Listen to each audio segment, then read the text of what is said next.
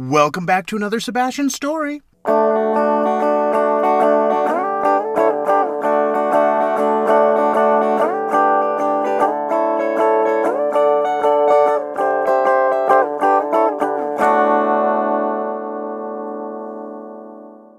It's exciting for Sebastian today. He got a beef marrow bone.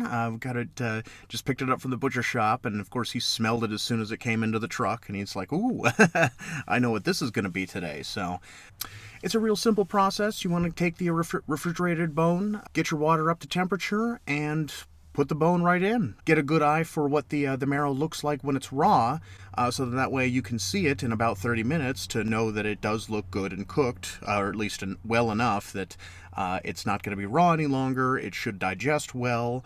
You may not want the dog to consume the entire bone's worth all in one sitting, so you do need to monitor them when they're eating it. And you can see on this nice big honkin' bone that we got for Sebastian, it does have little extra bits of flesh and sinew along the sides, and that is all perfectly good for him to eat, especially after it's been cooked in water, so I don't clean any of that off. Just throw it straight in the pot, and I don't seal it. I do tilt the lid. You don't want to boil over anything and make a mess.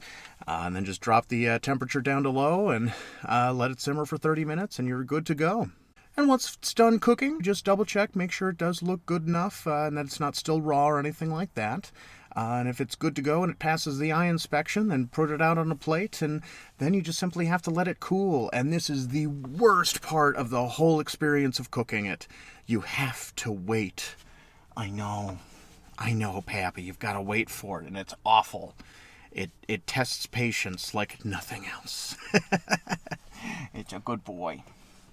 And the bone always works out as a great treat for him, and he loves it dearly, and he knows it's just for him. And, as you can see, he's perfectly patient. Well, maybe not perfectly, but he's a very good boy, and he's very restrained for how exciting of a treat it is. So he's a good boy, and he's going to keep getting them, and we're going to keep doing it this way, because the poor guy is still teething, and I feel bad for him, because there's only so much you can do, especially to alleviate the pain. So let the puppy chew. As always, thank you so very much for watching. We're having a great time telling these stories, and we'll be back again soon with more. Thanks again.